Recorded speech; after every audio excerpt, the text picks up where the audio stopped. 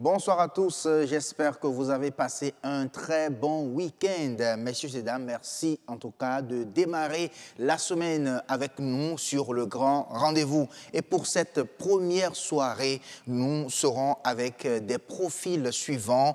Directeur exécutif du réseau des ONG pour les ODD. Nous allons recevoir également un consultant en management de qualité et une coordonnatrice bien sûr, d'une activité, d'une colonie de vacances. On aura le temps, bien sûr, de détailler tous ces sujets juste derrière la météo que voici.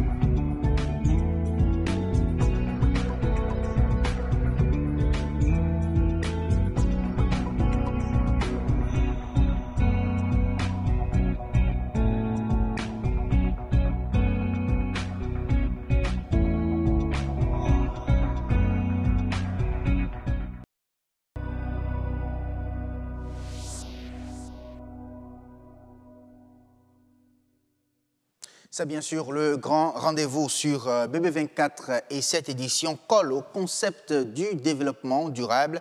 Nature et bien-être évoque l'économie verte définie comme un moteur favorisant l'atteinte des objectifs post-2030. C'est les vacances, messieurs et dames. Les colonies de vacances sont une occasion pour éduquer les enfants, leur donner tout un autre type d'éducation. Mais pourquoi cette affirmation? Réponse avec l'expert de ce grand rendez-vous. Suivez-nous également sur cette édition du grand rendez-vous dans les couloirs de la certification ISO. Comment l'obtenir et comment maintenir, bien sûr, cette norme de qualité dans son entreprise. Autant savoir va donc répondre également à cette interrogation. Le grand rendez-vous, vous le savez, à partir de 19h45 exactement, vous aurez le journal L'actualité du développement qui vous sera présenté ce soir par Estelle Pazou, déjà en place. Bonsoir Estelle. Bonsoir à vous, Assur. Il sera question, bien sûr, de nous donner l'information, l'actualité du développement tout à l'heure à 19h45. Quel en est le menu principal? La correction des copies du certificat d'études primaires est terminée. Encore quelques travaux de secrétariat et les candidats seront fixés sur leur sort. L'alcotest fait désormais partie des outils de travail de la police républicaine. C'est un appareil de détection du taux d'alcool dans le sang. Plusieurs usagers de la route donnent leurs appréciations. Et puis, une bonne alimentation peut soigner une anémie. Mais quand la transfusion sanguine s'avère indispensable, les banques de sang n'arrivent pas parfois à satisfaire la demande. Tous les détails sont à suivre à 19h45. Ah oui, parlons bien sûr d'alcotest, on parlera de ça dans un instant. J'aimerais bien voir ce reportage. Oui, il paraît qu'il y a des astuces pour éviter l'alcotest. On verra tout ça dans un instant. Merci beaucoup à vous, Estelle Pazou. À 19h45, donc, pour le journal. Le grand rendez-vous s'ouvre, bien sûr, juste derrière ces annonces. On va ouvrir les plateaux. Voici le tout premier, c'est Nature et Bien-être.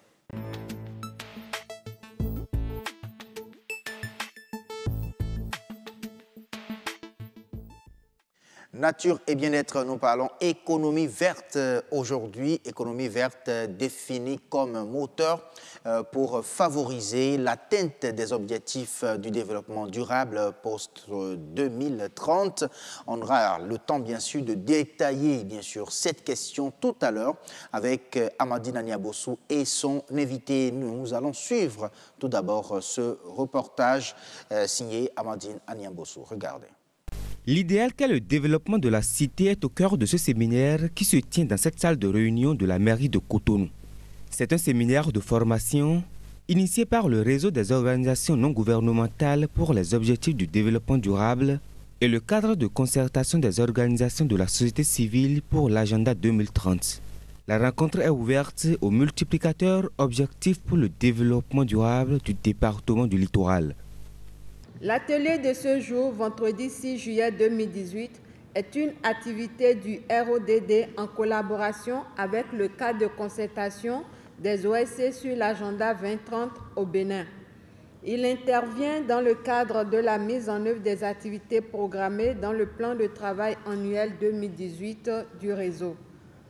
Le réseau est un réseau thématique d'ONG disséminé dans les 12 départements du pays avec des coordinations dans les 77 communes du pays. Le ROD que je préside a pour objectif de contribuer à la mise en œuvre et au suivi de l'agenda 2030, les 5 principes et les 17 objectifs du développement durable des Nations Unies et l'agenda 2063 de l'Union africaine.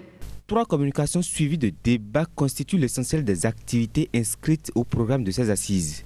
Il s'agit de l'agenda 2030, contenu, enjeux et défis, rôle et responsabilité des organisations de la société civile dans la mise en œuvre, le suivi et l'évaluation de l'agenda 2030 et l'avantage du réseautage, cas du ROD.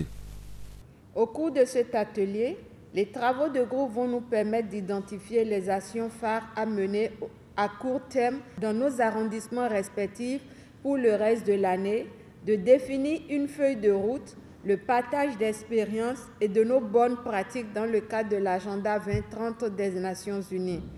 Au thème de cette formation, vous serez outillés pour être nos relais dans vos arrondissements respectifs. Je saisis cette occasion pour solliciter vos appuis à l'endroit du réseau des organisations non gouvernementales pour les objectifs du millénaire du développement durable dans les initiatives à fort impact ODD qu'ils mènent dans le pays et surtout dans la municipalité de Cotonou. L'exécution du plan annuel du réseau est accentuée sur les objectifs de développement durable. Il regroupe pratiquement tous les départements et communes du Bénin. Au cours de ce séminaire, les participants auront au terme des travaux en groupe à faire des propositions pour parfaire cet outil en vue de sa validation. Retour en plateau avec monsieur Maurice Gbamenou, pardon. Oui. Vous êtes le coordonnateur du ROD, le réseau directeur exécutif du ROD, pardon. C'est le réseau des ONG pour les objectifs de développement durable. Merci beaucoup d'avoir accepté notre invitation de nous retrouver, bien sûr, sur ce plateau. Il sera question, bien sûr, de parler d'économie verte, n'est-ce pas? Bonsoir, Amandine Aniabossou. Bonsoir à vous, Assou Mgaba. Alors, parlons d'économie verte. Elle est définie sur ce plateau comme un moteur pour favoriser l'atteinte des ODD. On va justement demander à l'invité si l'économie verte est un moteur pour l'atteinte des objectifs de développement durable. Mais avant, il faut définir ce que c'est qu'une économie verte. Monsieur Gbamenou, qu'est-ce qu'une économie verte? Merci, madame la journaliste. Et d'abord, on vous remercie pour l'opportunité pour discuter de ces questions assez sensibles.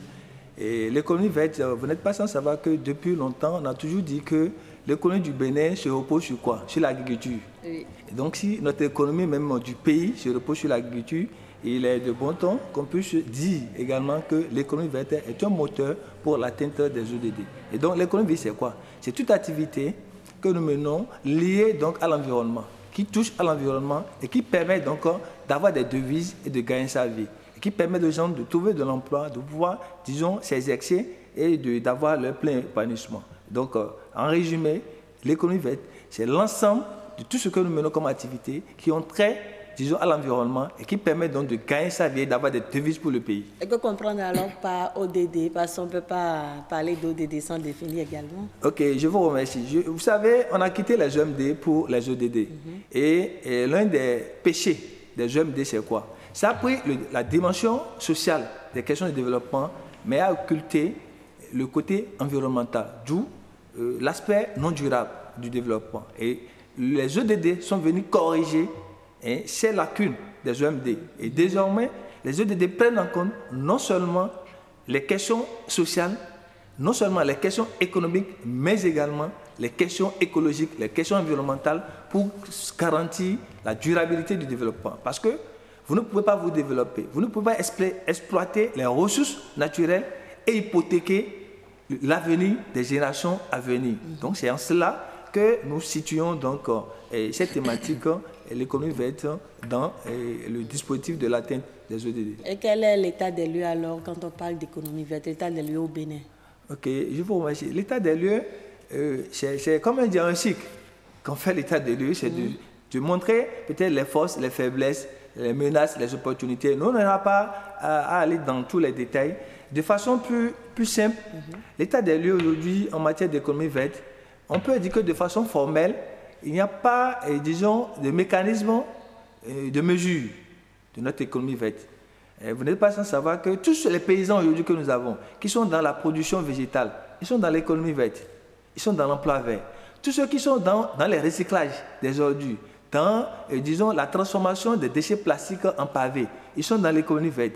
Tous ceux qui sont dans l'entretien, donc, disons, des arbres, sur nos voies, sur nos artères, tous ceux qui sont dans la direction, par exemple, des forêts, des ressources naturelles, sont dans l'économie verte. La direction de l'ENAP, tout cet arsenal, c'est de l'économie verte. Donc, c'est l'état des lieux aujourd'hui qu'on pourrait donc faire de l'économie verte au Bénin, mais de façon structurée, de façon organisée sous forme de filière, sous forme vraiment de filière. Et vous voyez, quand on parle des véhicules d'occasion, c'est toute une filière, depuis l'importation jusqu'à l'exportation. Mais de façon structurée, c'est maintenant que nous sommes en train de nous organiser dans le pays. Le coton aujourd'hui, c'est bien structuré, c'est l'économie verte, parce que ça parle donc de la production végétale. L'anacate aujourd'hui, c'est en train d'être beaucoup mieux structuré, ainsi de suite. Donc, c'est lorsqu'on va arriver dans le pays à pouvoir structurer, à organiser tout ce qui est produit, tout ce qui est production végétale en termes de filière. En ce moment, on va parler vraiment de la structuration de l'économie verte et dans notre pays. Alors, ça veut dire que quand on parle d'économie verte, ce n'est forcément pas l'économie durable. Ce n'est forcément pas l'économie durable. Parce qu'il faut appeler un chien, un chat, un chat. Il ne faut pas faire également l'amalgame dans des thèmes. L'économie verte, c'est générique. Et celui qui est dans le capitalisme sauvage, il ne prend pas en compte forcément la dimension durable de cette économie verte. Voilà. Lui, il peut utiliser les pesticides qui vont détruire nos sols. En ce moment, il est dans l'économie verte, mais il n'est pas dans la durabilité de l'économie verte. Vous comprenez? Donc, nous devons, c'est pourquoi la responsabilité sociétale est appelée dans cette affaire de l'économie verte. C'est bien beau de créer des entreprises dans le centre de l'économie verte, mais il est encore mieux à l'État d'avoir l'œil. Il est également mieux pour les OSC de faire la veille citoyenne pour que la dimension de la sauvegarde de l'environnement puisse être respectée. Comment y arriver alors?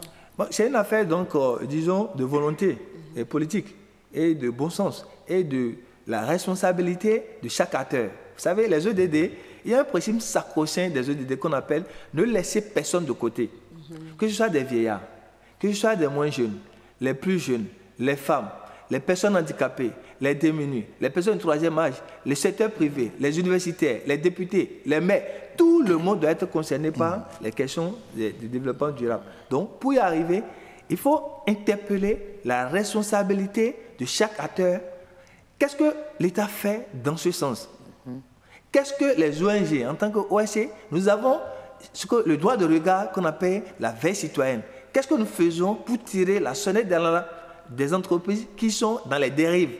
Ou bien nous sommes dans la complaisance, nous sommes dans l'hypocrisie, mais dans les conspirations. Donc, il faut que chacun puisse se poser la question, quelle est ma part de vérité, de responsabilité dans cela? Donc, pour y arriver, je pense que, premièrement, il faut une volonté politique pour imposer ça, d'abord, à la création des entreprises. Je sais que dans les lois de finances, ça existe. Où, avant d'installer une grosse entreprise, vous devez faire les études d'impact environnemental pour voir est-ce que ce que vous voulez installer, en quoi cela détruit l'environnement et quel est le prix à payer? C'est pourquoi il y a le principe des pollueurs-payeurs. Oui. Ça, c'est le principe donc, des entreprises. Lorsque vous polluez l'environnement, vous devez payer à la hauteur de votre, et disons, la dégradation que vous créez donc, à la couche de zone. Et donc, c'est ça. Les ONG également, ils doivent avoir un rôle capital à jouer dans cela pour sensibiliser. D'abord, pour conscientiser et pour amener les gens à regarder le danger qu'ils courent en enfreignant donc à ce principe de la durabilité de l'économie verte. Aujourd'hui, déjà sur le territoire, on a de ces ONG qui interviennent dans le secteur. Quand on parle d'économie verte, comment faire alors pour que ces ONG-là se regroupent réellement pour avoir un seul objectif, c'est-à-dire la sauvegarde de l'environnement? Oui. Merci. D'abord, je profite de votre plateau pour remercier le grand frère, M. Boudjenou, et qui est le patron de l'ONG Nature Tropica, avec lequel nous travaillons beaucoup. Et comme on vous l'a dit tout à l'heure, c'est un réseau des ONG pour les objectifs de développement. Et ça regroupe plus de 400 organisations non gouvernementales réparties sur tout le territoire national. Nous sommes condamnés... Donc un effort se fait déjà. Comment ça? On est condamnés à se regrouper. Comme on exige même aux partis politiques d'aller à des grands blocs, on n'a pas le choix, sinon les ONG vont à la disparition, ils vont disparaître. Voilà. Donc, aujourd'hui, les partenaires ne peuvent plus continuer par saupoudrer leurs ressources en appuyant les ONG de façon individuelle. Ils passent. Donc, il faut aller dans des blocs, dans des grands regroupements qui prennent en compte les différentes thématiques donc, du développement. Et lorsqu'on parle du développement durable, les ODD, il y a 4 dimensions. Il y a la dimension sociale des ODD qui prend en compte les ODD de 1 jusqu'à 6. Il y a la dimension économique qui prend les ODD de 7 jusqu'à 11. Il y a la dimension environnementale des objectifs de développement durable qui concerne les ODD 12 jusqu'à 15. Et maintenant, il y a la dimension de la bonne gouvernance, la gouvernance qui est l'ODD 16, qui parle donc de l'état de droit, l'efficacité des institutions. Donc, ça veut dire quoi? Nous sommes dans cette logique, c'est pourquoi nous travaillons d'abord à la mutualisation des efforts. C'est pour avoir un plus grand impact, il faut mutualiser. Celui qui a les compétences, celui qui n'en a pas, il faut qu'il se mutualise. Celui qui a les partenaires et l'autre n'en a pas, il faut mutualiser pour avoir un plus grand impact sur le terrain. Deuxièmement, il faut la professionnalisation des ONG. Aujourd'hui, il n'y a plus d'ONG touche à tout.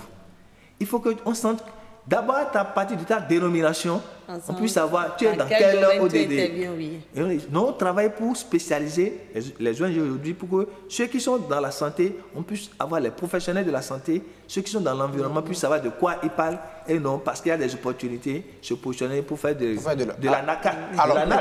Alors, mais puisque vous dites que l'économie verte n'est forcément pas l'économie durable, comment mettre alors l'économie verte au service de l'atteinte des ODD?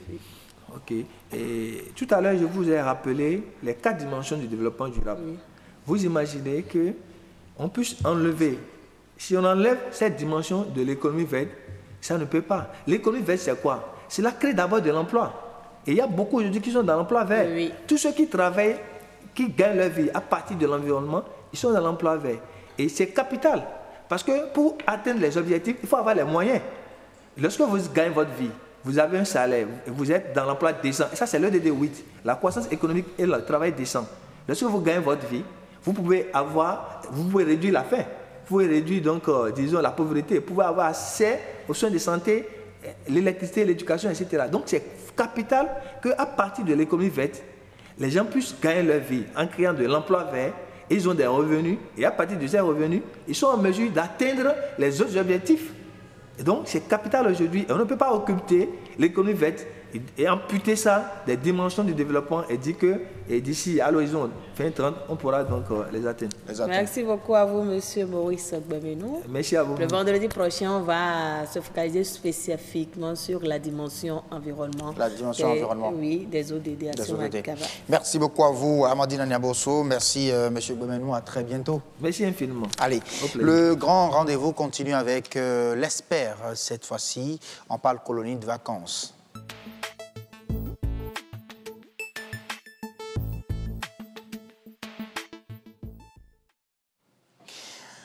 Retour en plateau, on retrouve bien sûr l'ESPER, c'est les vacances, les colonies de vacances s'organisent et sont une occasion pour éduquer les enfants. C'est ce que nous dit l'expert du jour sur ce grand rendez-vous. Avec elle, nous allons parler bien sûr de colonies de vacances. Elle a pour nom Volonté Lannigan, c'est ça? Bonsoir. Bonsoir, monsieur le journaliste. Merci d'avoir accepté notre invitation. Je rappelle que vous êtes la coordonnatrice de Vacances en couleur. C'est une colonie de vacances qui va démarrer donc très bientôt et qui va donc rassembler des enfants de toute l'étendue du territoire national. Vous dites que les colonies de vacances sont une occasion pour éduquer par le tourisme. Et pourquoi? Merci, monsieur le journaliste. La colonie de vacances, il faut d'abord entendre par colonie de vacances un lieu où les enfants apprennent à vivre en société. Si pendant l'année scolaire, ce rôle est dévolu aux enseignants, pendant les vacances, les enfants sont livrés à eux-mêmes, puisque de plus en plus aujourd'hui, les parents ne sont pas toujours là pour coordonner. Alors nous avons pensé à renaître les colonies parce que nous avons constaté que de plus en plus cela disparaît. Et les causes pour lesquelles cela est en train de disparaître, il y a beaucoup plus la méfiance. Les parents ont du mal à faire confiance et puis ils ont du mal à se détacher de leurs enfants. Alors qu'en réalité, il y a plusieurs intérêts à inscrire son enfant dans une colonie. Dans une colonie. Alors, quand vous, si je comprends bien, vous dites que les colonies de vacances permettent aux enfants de se retrouver entre eux. Exactement. Et des enfants qui ne se connaissaient pas. Exactement. Il y a le brassage. Il y a le brassage. Au-delà de ça, les enfants pourront être vraiment suivis. Lorsqu'on prend par exemple la prise des repas, ce n'est pas toujours suivi pendant les vacances, alors qu'au cours d'une colonie, par exemple, l'enfant peut non seulement apprendre à faire les travaux ménagers, parce que l'enfant qui vient par exemple en colonie va toucher un peu à la réalité. Il va peut-être apprendre à comment on lave les assiettes, comment faire son lit, ces petits trucs, il va acquérir tout cela. Tout cela. Voilà. Et ces enfants sont souvent, parce que je sais que vous êtes promotrice d'une colonie de vacances, on va profiter un peu de votre expérience, ce que vous avez l'habitude de faire. C'est des enfants de quelle tranche d'âge souvent? Nous, nous prenons en charge les enfants, théoriquement on dit les enfants de 5 à 15 ans.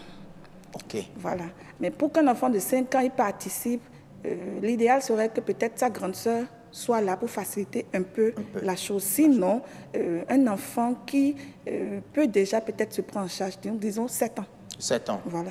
À partir de 7 ans, donc vous les prenez déjà en charge. Et ça se passe comment quand les enfants se retrouvent entre eux, quand vous dites que c'est par le tourisme en fait que vous le faites aussi. Oui, c'est par le tourisme. En fait, quand les enfants se retrouvent déjà, il faut reconnaître qu'il y a une joie, une gaieté qui s'installe. Alors quand les enfants se retrouvent, peut-être les premiers jours, c'est un peu timide et tout, mais après, quand ça prend avec le sport, les activités manuelles, les visites des sites, ils sont vraiment heureux et ils participent à la chose. À la chose. Alors, vous avez parlé d'un frein tout à l'heure, la sécurité des enfants. Voilà. Nous, par rapport à la sécurité, nous prenons les garde-fous. Bon, tout ce que nous faisons, c'est humain, parce que moi je dis souvent, la sécurité est garantie par Dieu. Mais humainement, qu'est-ce que nous avons fait?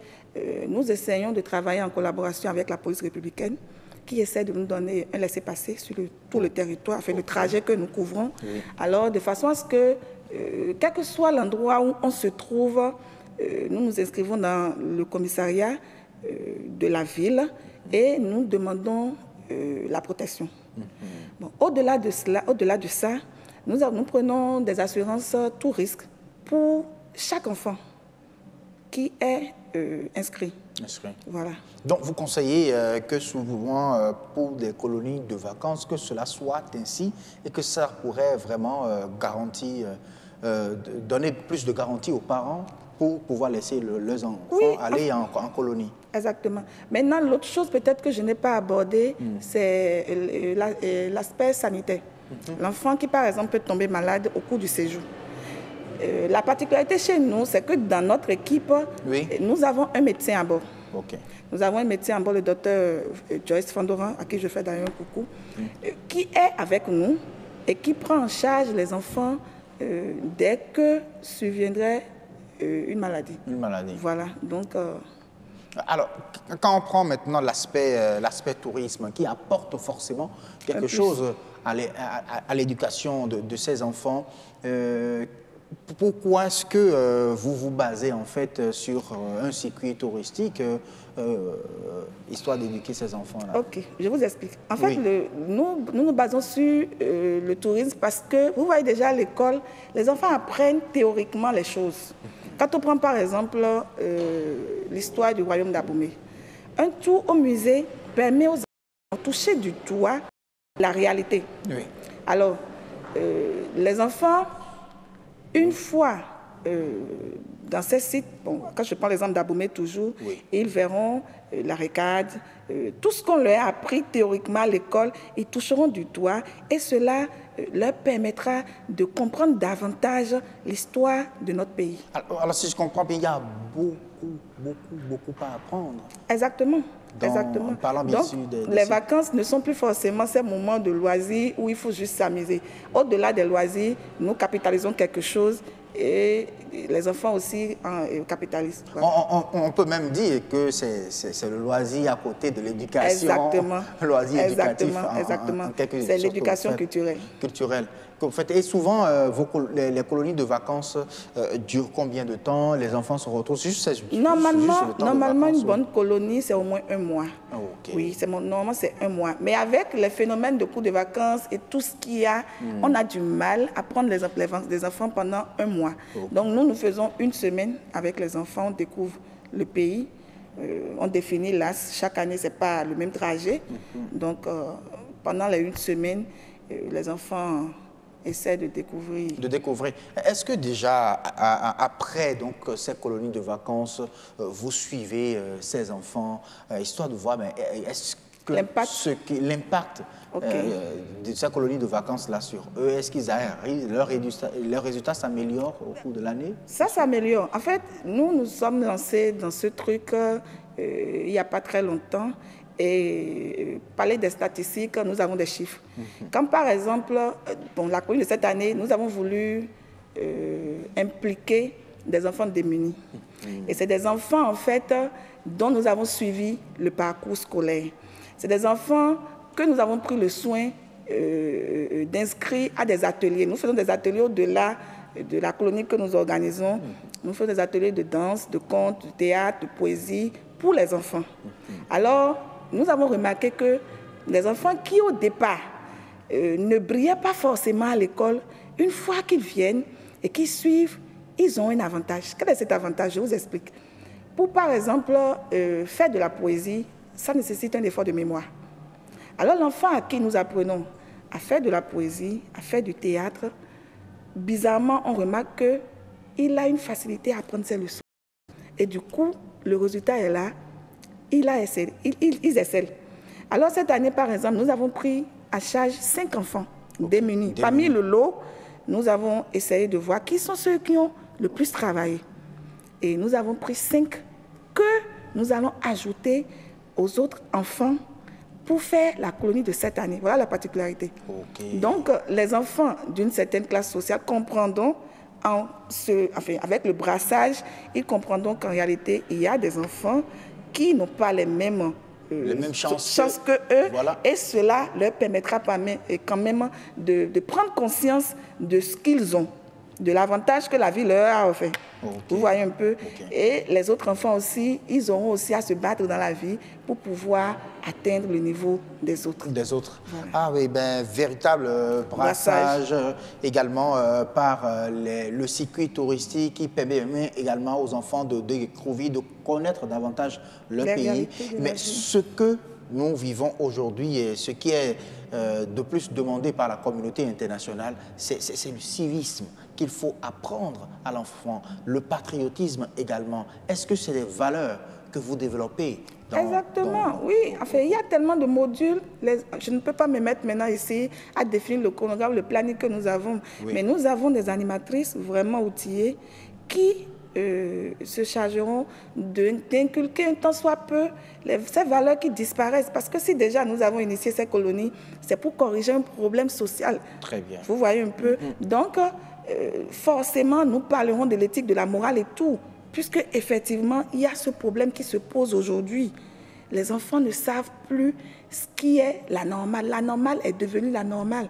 Et ce sont des cadres en devenus. C'est eux la relève de demain. Donc, il est important et nécessaire de leur inculquer ces valeurs-là. Ces valeurs-là. Voilà. Et c'est ce que vous développez en fait au cours de ces colonies de vacances. Exactement. Et c'est la preuve en réalité que les colonies de vacances constituent une occasion d'éducation, l'éducation en continu en réalité. C'est-à-dire c'est un brassage. Enfin, moi je vais dire c'est un mélange, mais c'est autant l'éducation, autant les loisirs.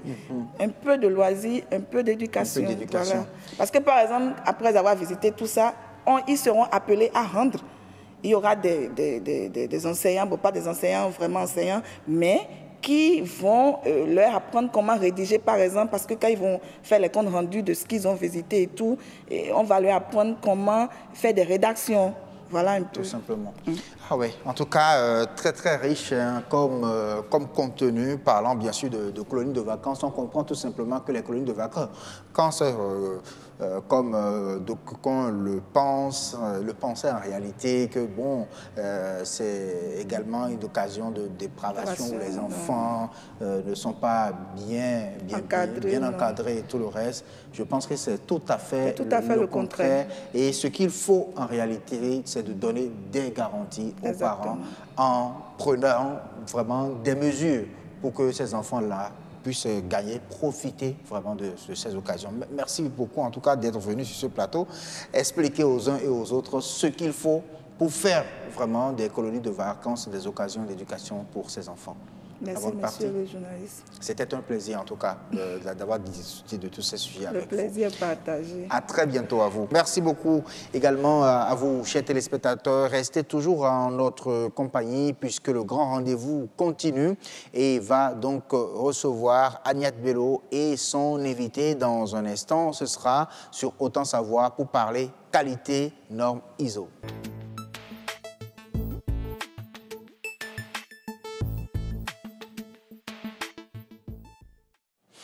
Une série qui s'ouvre sur Autant Savoir cette semaine, ça parle des normes ISO, comment l'obtenir et comment maintenir cette norme de qualité dans la politique, dans sa politique d'entreprise, dans la politique de son entreprise. Voilà, donc j'y arrive. On va répondre à cette question dans un instant. Pour le moment, c'est Patrick Adiabodjou qui nous présente ce que c'est que la norme ISO à travers ce reportage. La certification ISO, c'est à donner une garantie que les dispositions sont prises à l'interne, au sein d'un organisme, pour donner satisfaction aux clients, aux partenaires ou aux usagers. La certification ISO, un référentiel qui met en priorité au sein des entreprises l'efficacité dans les prestations et la satisfaction des exigences des clients. C'est un instrument de management de qualité délivré par un organisme certificateur à l'issue d'un contrôle de qualité. C'est un choix personnel, c'est une décision personnelle. Et ça doit émaner du top management de l'entreprise qui prend la décision d'aller à la certification, de certifier son système de management ou de certifier un produit de son entreprise. Donc, c'est un choix volontaire. Obtenir la certification ISO, c'est bâtir une entreprise solide et dynamique, centrée sur l'amélioration continue de la qualité à l'interne et auprès des investisseurs. Vous constatez finalement, quand le système est mis en place, qu'il y a beaucoup de gaspillage que vous faisiez, que la démarche qualité vient corriger.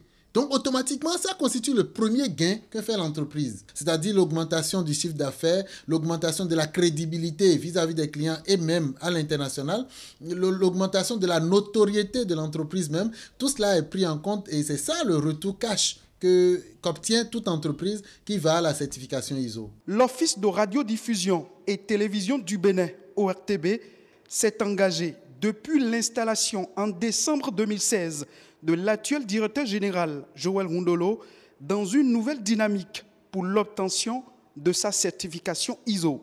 Nous avons observé qu'au niveau de l'ORTB, il y avait déjà certains cadres et responsables qui réfléchissaient à travers un comité à la mise en place d'un petit référentiel. Donc lui, quand il est arrivé, il a voulu faire quelque chose de durable, de permanent, qui soit inscrit dans une norme internationale. La norme ISO a une durée de validité de 3 ans. Toute entreprise peut l'obtenir pour mieux vendre le label d'un produit ou d'un service, peu importe le domaine d'activité. Ça a été le cas de l'assolement, par exemple. Non seulement notre cœur de métier qui est la manutention, nous l'avons certifié, nous avons aussi certifié les activités secondaires, en l'occurrence la conciliation maritime et le transit. La certification ISO, une reconnaissance internationale devenue incontestablement une mine d'opportunités pour se distinguer des autres et s'imposer au-delà des frontières. Sur le plateau, Boris Sossou, il est consultant en management de qualité. Bonsoir. Bonsoir, monsieur le journaliste. Merci d'avoir accepté notre invitation. Bonsoir, Niat Onefade. Comment allez-vous? Assem Gaba, je vais très bien, mesdames et messieurs. Bonsoir chez vous. Et il est question aujourd'hui de parler de la certification ISO. C'est quoi en réalité, comment l'obtenir aujourd'hui? C'est une nouvelle série qui s'ouvre sur Autant Savoir. Et oui, Assem Gaba, je suis sûre que comme moi, depuis quelques années déjà, vous entendez parler de certification ISO, telle école est certifiée, telle entreprise est certifiée. À quoi est-ce que ça renvoie justement une entreprise certifiée ISO? Comment on l'obtient? Autant de questions qu'on se pose sans véritablement avoir les réponses. Donc pour vous, mesdames et messieurs, nous avons décidé de nous y intéresser. La série s'ouvre donc avec Boris Sossou, qui est consultant en management de qualité. Merci à vous d'accepter notre entretien sur ce plateau. Le plaisir, il est pour moi. D'accord. Alors déjà, dites-nous, pour vous, c'est quoi la norme ISO?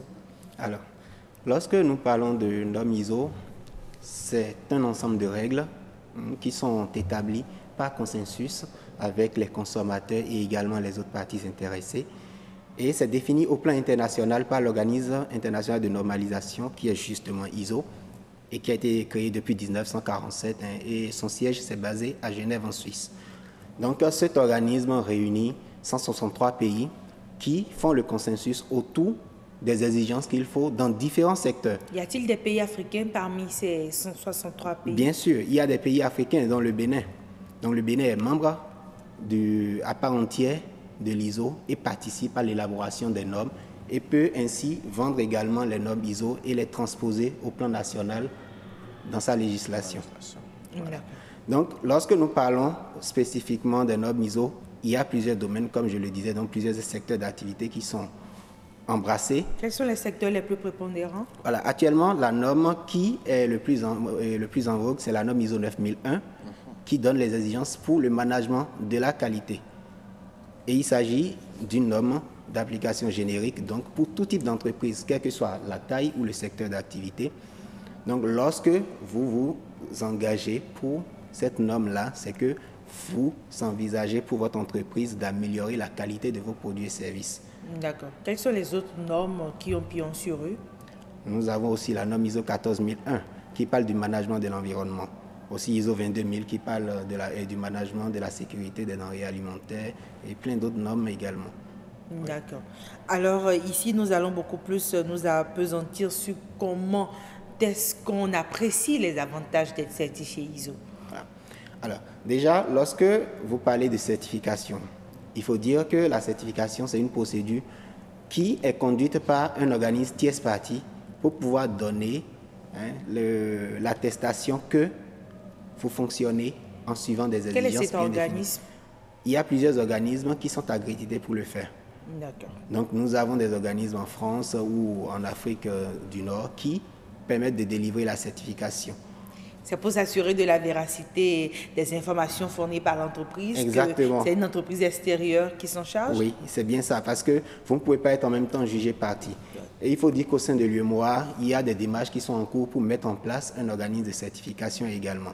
Donc nous pourrons bientôt avoir un organisme de certification qui pourra également donner le certificat, que ce soit pour ISO 9001 ou pour d'autres normes dans l'espace.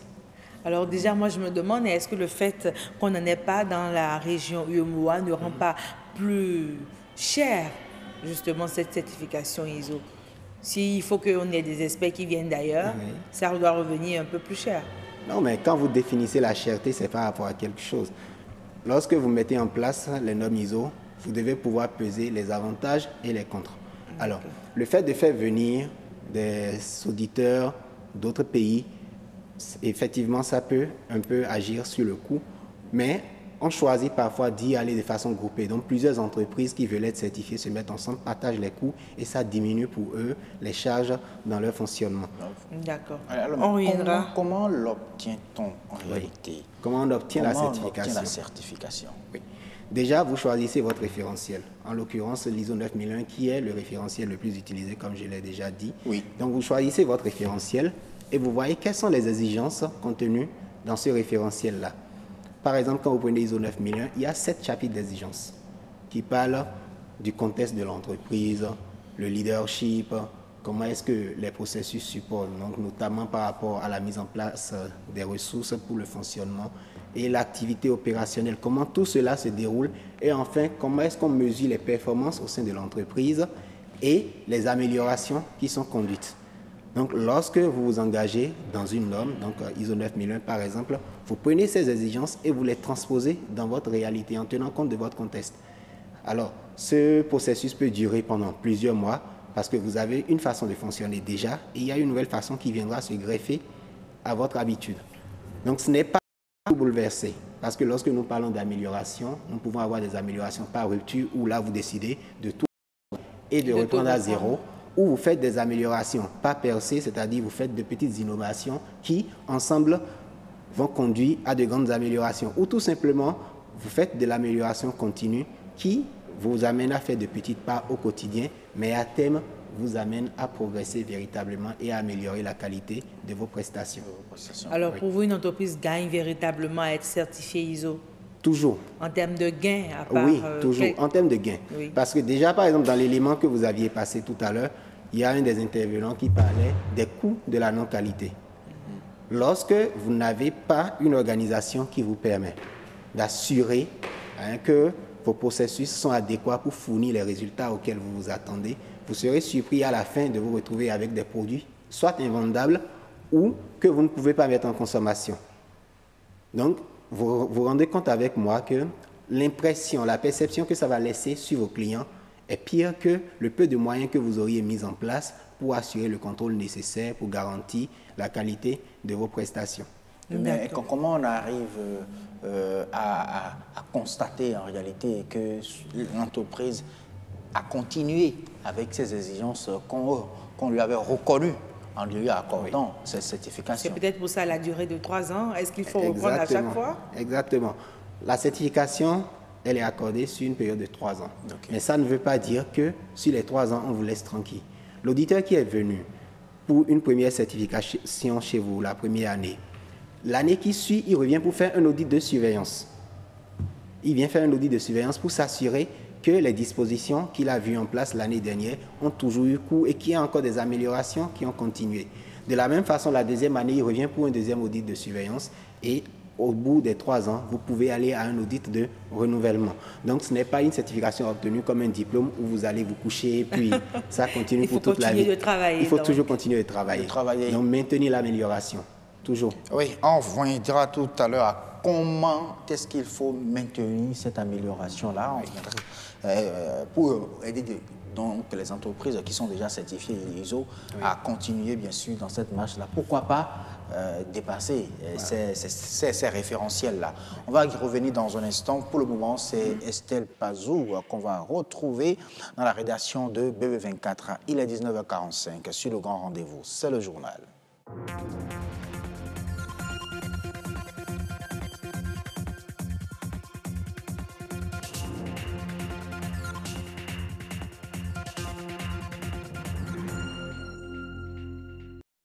Lundi 23 juillet 2018, bonsoir à tous et bienvenue dans cette édition du journal. La correction des copies du certificat d'études primaires est terminée. Encore quelques travaux de secrétariat et les résultats seront connus des candidats qui sont encore dans l'attente.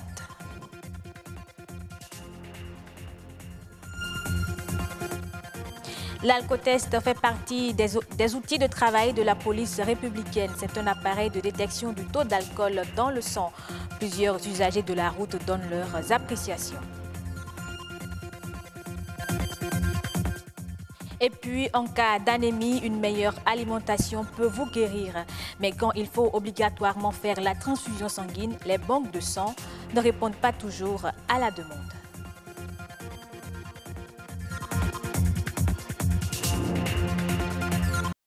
À retenir avant le développement des titres, les candidats à l'examen du brevet de technicien supérieur BTS composent depuis ce matin. C'est le collège d'enseignement général du Lac qui a servi de cadre au lancement officiel dans le littoral. Le BTS est un examen professionnel qui jusque-là permet d'avoir des cadres aguerris dans divers domaines de compétences. Pétronie Lokosso, Arnaud Adadia. Tourisme, secrétariat bureautique, hôtellerie, restauration et assurance. Les candidats composent dans 4 épreuves. La ministre de l'Enseignement supérieur au lancement de l'examen. Ceux qui ne veulent pas aller à licence composée doivent se préparer à réussir. C'est la dernière année de BTS. L'année prochaine, il n'y aura pas d'examen de BTS. Il y aura examen de licence si les établissements n'ont pas fait leur formalité d'homologation. Donc, faites tout pour ne pas revenir l'année prochaine en licence pour composer, sinon vous aurez pas de diplôme à la fin de votre formation. Un petit aperçu sur les chiffres. Bon, statistiquement parlant, je puis vous dire, à l'heure où nous sommes, que le centre accueille 338 candidats, répartis sur 4 filières. Le plan national, la DEC est là pour répondre. 3241 candidats, voilà. Avec 336 qui reprennent par rapport à l'année dernière, ce qui fait 3577 candidats pour l'édition 2018 BTS. Pour rappel, à partir de l'année prochaine, tout le monde compose directement en licence. Les établissements de formation qui ne sont pas encore administrativement à jour sont donc priés de vite finaliser leur homologation. Eux, ils ont fini les compositions et espèrent dans un futur proche les résultats. Mais avant, les candidats à l'examen du certificat d'études primaires doivent encore attendre quelques jours. Il est vrai que la correction de leur copie a démarré et est même terminée, notamment dans le littoral. Pour le reste, les travaux de secrétariat continuent et ne devraient pas tarder à être bouclés. Même si le taux de réussite n'est pas encore connu, on retient tout de même que la correction s'est déroulée sans incidence majeure. On retrouve Arnaud Adaja. Écoliers, maîtres, maîtresses, conseillers pédagogiques et inspecteurs, tout le monde descend. La correction du CEP 2018 est terminée. Retour sur les conditions du déroulement. Il n'y a pas eu de dérangement particulier. Il est vrai qu'il y avait quelques problèmes au niveau de la liste, mais avec les partenaires sociaux, à partir d'un entretien, d'une discussion, on s'est entendu et puis tout a bien démarré et se poursuit bien. Tout se poursuit. Parce qu'après le départ des correcteurs, superviseurs et autres présidents de commission, les travaux de secrétariat continuent. Partenaires sociaux et État ont donc travaillé dans une ambiance cordiale. Tous les enseignants qui sont conviés au contrôle des copies des enfants étaient ici. Et puis la correction a commencé sans accroc. Après une semaine d'attente, les écoliers vont être bientôt délivrés. C'est bien normal que le DEDAMP tranquillise ici les probables futurs collégiens. Ils n'ont pas à s'inquiéter outre mesure, étant donné qu'ils ont travaillé normalement tout au long de l'année. Malgré les mouvements de grève, les enseignants, les directeurs se sont sacrifiés et ont travaillé avec eux. Donc le programme est achevé et ils ont eu le temps de réviser. Donc il n'y a pas d'inquiétude par rapport aux résultats. Sur les chiffres, il n'y a pour l'instant rien à signaler. Bonne chance. Votre véhicule est cabossé une seule adresse, le soudeur autogène. La soudure autogène, encore connue sous l'appellation de tôlerie, c'est le métier qui consiste à redonner forme à la carrosserie de votre voiture pour un usage continu. Et ce métier, c'est la spécialité de Sébastien Roumbord. Bernardin Sogloron, Philippe Béanzin et Marcel Arrossi ont fait un tour dans son atelier. Ils l'ont surpris en train d'arranger un véhicule plutôt mal en point. Intervenant sur des engins cabossés, la soudure autogène utilise des outils bien appropriés. La soudure autogène existe des outils comme gaz, carbure, tôle, baguette, marteau et charrue. Sur quel type d'engin cette soudure intervient-elle? Le maître soudeur nous en parle.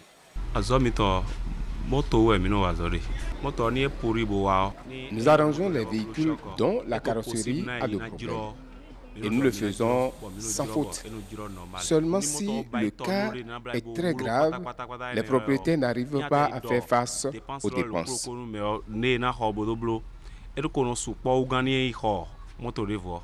Comme toute activité humaine, la soudure autogène ne manque pas de difficultés. Par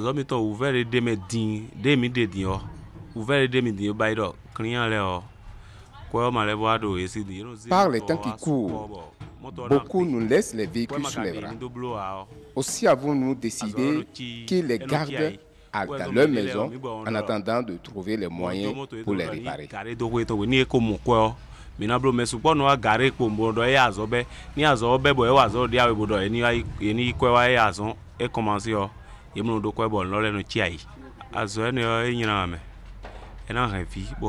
C'est un métier qui permet de nourrir femmes, enfants et de réaliser les rêves de la vie. Mais pour y gagner sa vie, il faut l'honnêteté et un degré de sainteté, car nous sommes entourés des instruments très dangereux. Comme quoi, tout métier a son secret. Tout a un secret et le secret justement pour éviter de cabosser sa voiture, c'est d'éviter l'alcool au volant. Et comme pour le faire comprendre aux conducteurs, le gouvernement béninois vient de doter la police républicaine d'un alcotest. C'est un outil moderne de détection du taux d'alcool dans le sang des conducteurs, une mesure qui visiblement reste encore méconnue des citoyens béninois. Un alcotest au Bénin, qu'est-ce que cela peut bien changer? Écoutons les avis des uns et des autres à travers cette Vox Populi.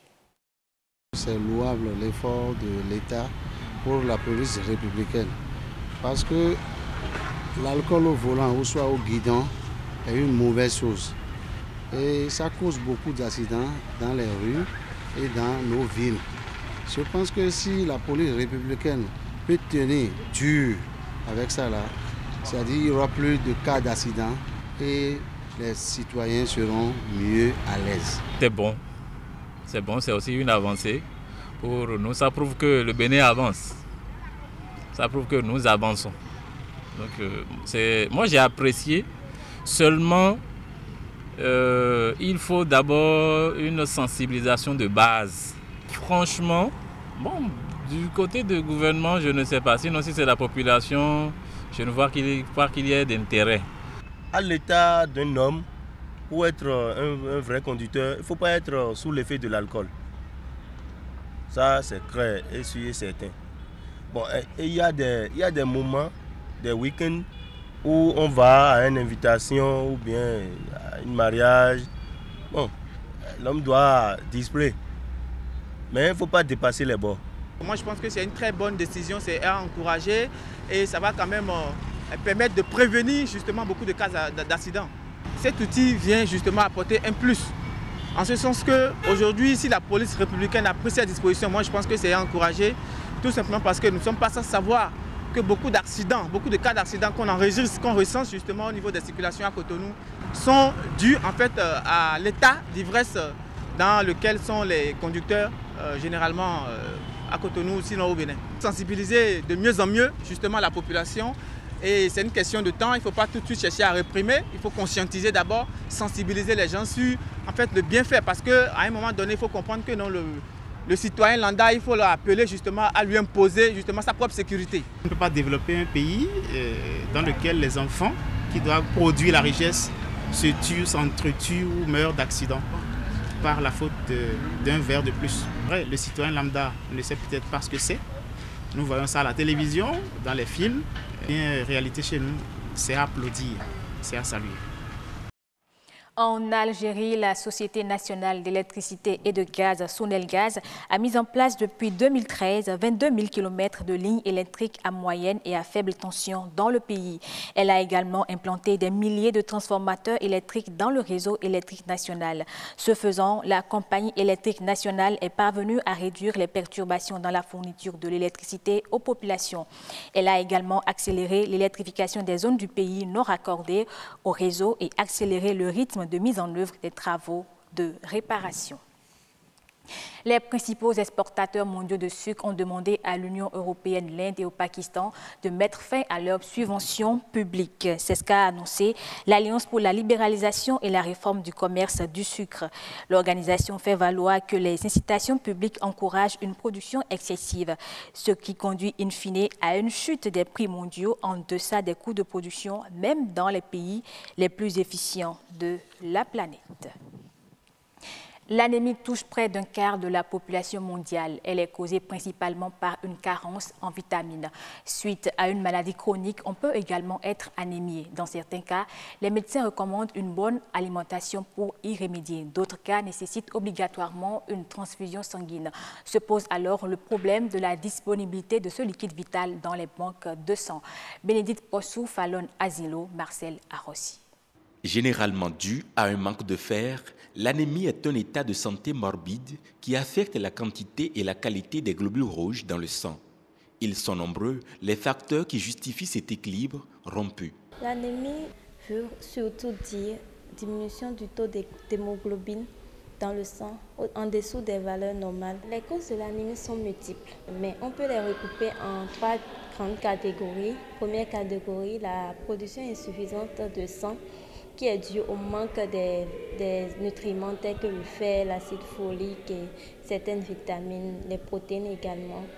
Il y a aussi la deuxième cause qui est due aux pertes de sang et la destruction des globules rouges. Le développement de certaines maladies inflammatoires chroniques freine aussi le processus de formation des globules rouges et entraîne donc l'anémie. Du fait de l'érythropoïétine qui est produit au niveau des reins, si vous avez une insuffisance rénale, ça va impacter sur l'hématogénèse. Donc les reins, il y a une substance qui est fabriquée au niveau des reins qui intervient dans l'hématogénèse, dans la fabrication des cellules qui constituent le sang. Cette pathologie se guérit par des traitements médicaux.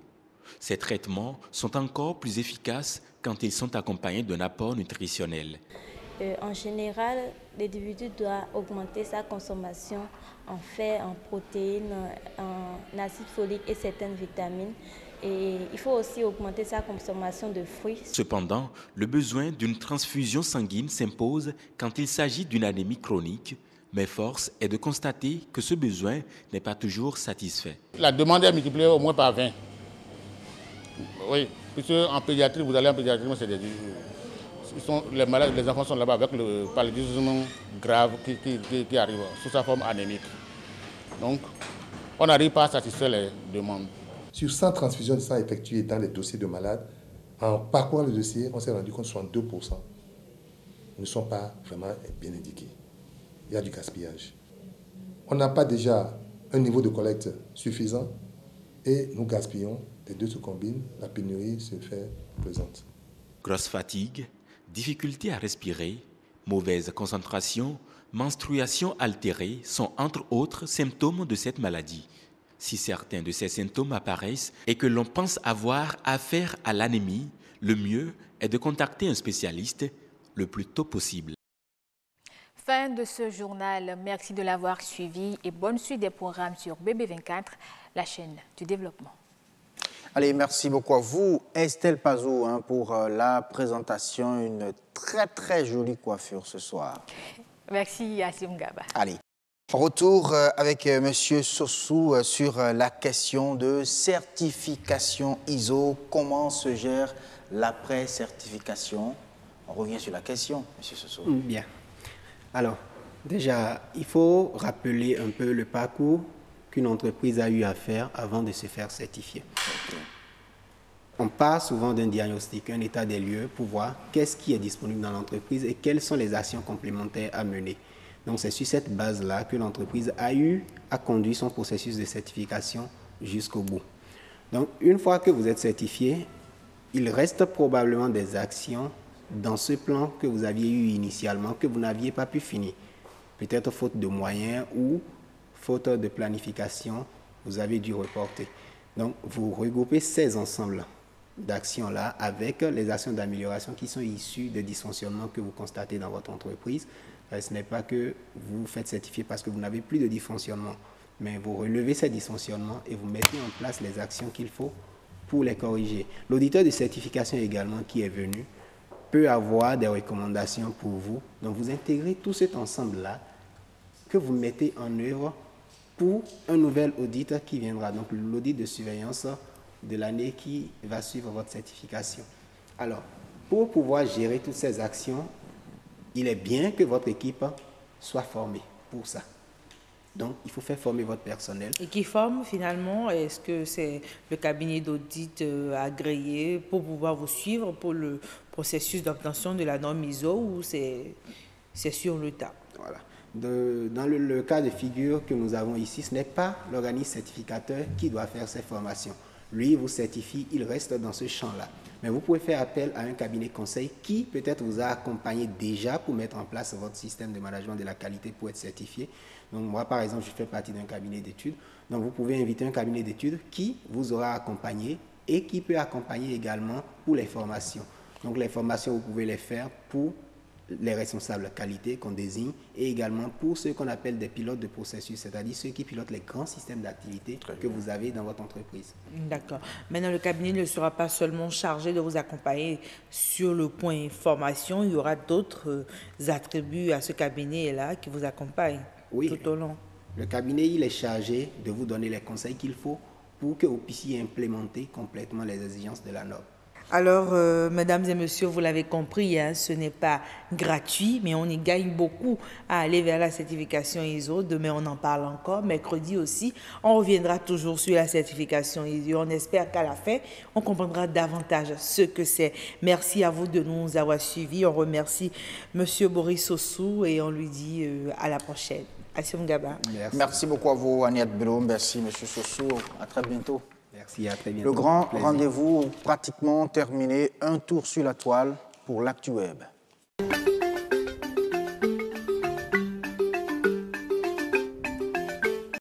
Bonsoir amis téléspectateurs et bienvenue dans le tout premier numéro de l'actualité web de cette semaine.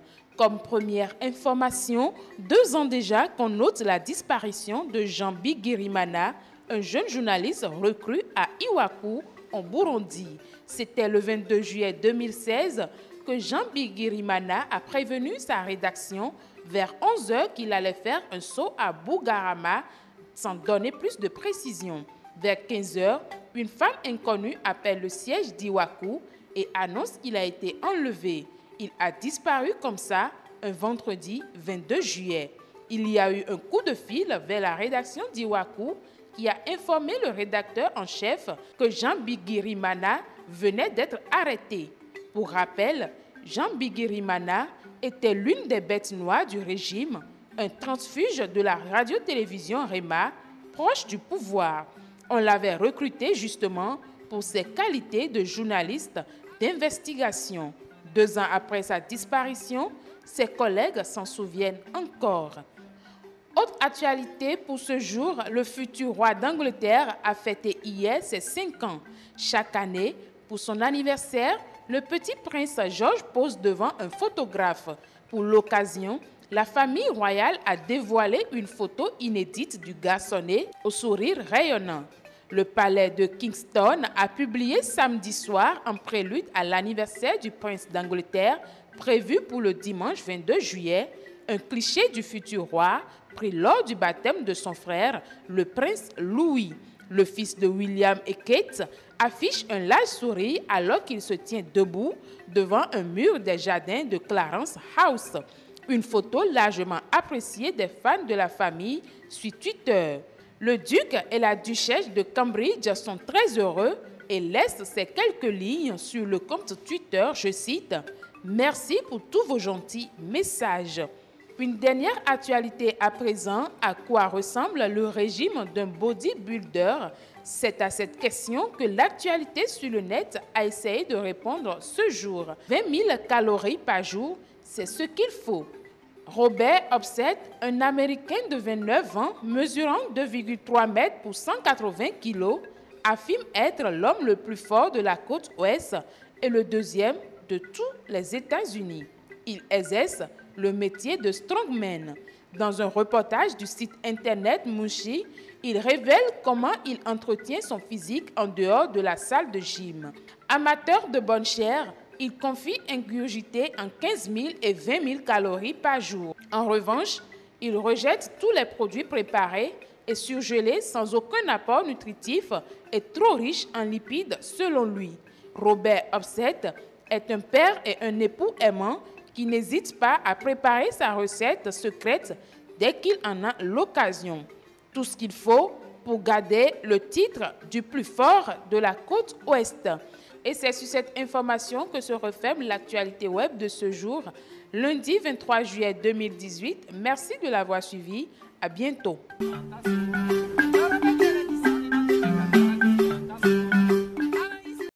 À bientôt, Marcel Betoro, et merci pour la présentation également qui assure l'édition de ce grand rendez-vous. Le grand rendez-vous, oui, avant de partir, on jette un second coup de regard sur le tableau météo.